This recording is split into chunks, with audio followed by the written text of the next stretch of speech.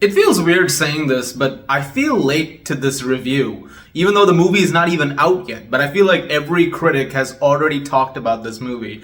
So I'm sorry for not being early enough, I suppose, on this one. That being said, I have finally seen the movie, so let's talk about it.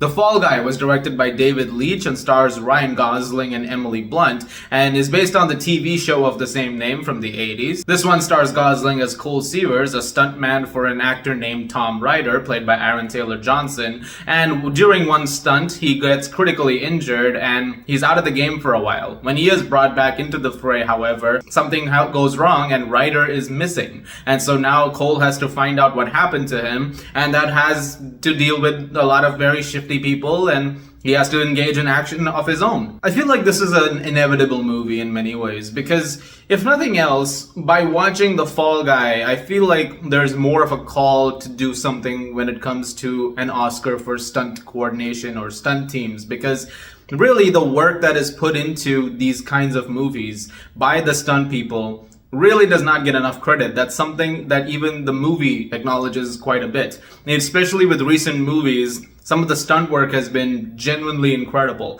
There was a huge push for that last year with John Wick Chapter 4 as well, talking about how much the stunt team had put in an effort to try and make it feel as visceral and as insane as possible. And really, the work on that movie has to be commended. And it's funny I mentioned John Wick because Chad Stahelski and David Leitch made that first movie. And so they've both developed careers out of that have movies, involving extensive stunt work. And so obviously this is something that they understand extremely well. With all of Leitch's movies so far, like Atomic Blonde or even Deadpool 2, Bullet Train, this is something that is very apparent, is that this is a man who understands just how much effort goes into that. So in a lot of ways, The Fall Guy feels like a love letter to just the stunt teams, the ones who really make a movie what it is.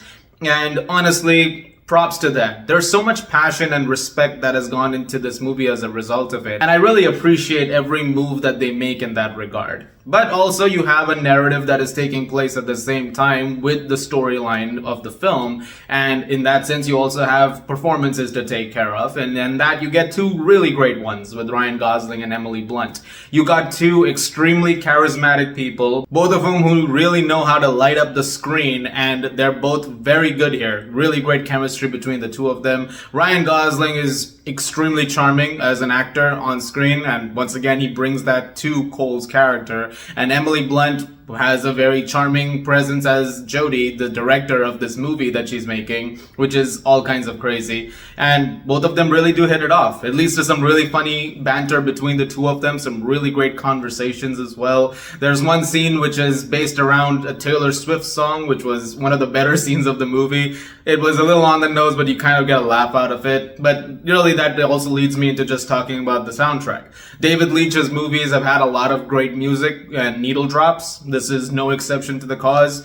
Once again, some really great use of music over here. A lot of I Was Made for Loving You by Kiss, which is pretty much the theme song of the movie. So that's why I used it even in the intro. It's like a little nod towards that. With a great stunt team and with a lot of background to that also comes some really fun action sequences, which are extremely well executed. There's a couple of them in particular that were so good, and they have some amazing standouts over there, and a lot of it is in camera. This is something that the movie definitely makes a point of making sure this is happening, not so much in front of a blue screen or a green screen. There are actual people making those scenes happen, which is genuinely awesome. And there are points where you will get indications to that being a real thing. It's very self-aware in that regard of making sure you are aware of what's happening. And I have to again give some really great credit to that. There's some outstanding sequences that feel even more amazing when you look at it from that respect. The movie does take a little while to pick up. There's a lot of build up to eventually, the main inciting incident really exploding on screen. There's a few things that are set up with character stuff, which I didn't mind at all, but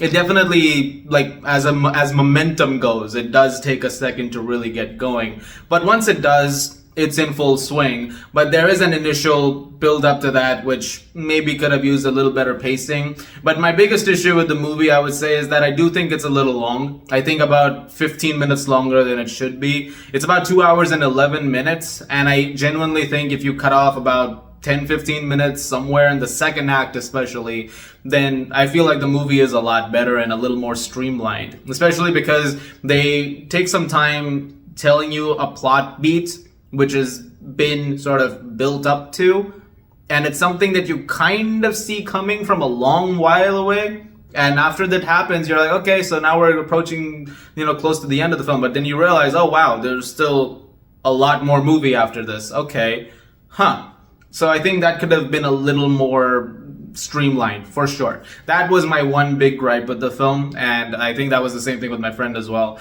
But overall, that all being said, I really enjoyed The Fall Guy. I think this is a really entertaining movie, and if you guys go check it out this weekend, I hope you guys have an entertaining time as well. It's a really fun movie, and definitely stick for the credits, just to really get a sense of, what they've been able to pull off over here. It's also worth noting that on camera, and this is something that, again, movie acknowledges very much so, has achieved a Guinness World Record for the most cannon rolls in a film. That's when the car spins around. So it's like, yeah, that's something that you also have to really see. Like, it is captured on film, and they hit that world record. So that's pretty impressive. You have to give some commendation to that as well. I'm gonna give The Fall Guy an 8 out of 10. Guys, thank you very much for watching. Look forward to more videos very soon. I hope you guys enjoy The Fall Guy when you see it in theaters. And, just check it out on the biggest screen that you can. And let me know what you guys think after you do. As always, if you like this, please do subscribe. Thank you very much once again. And I'll see you guys at the movies.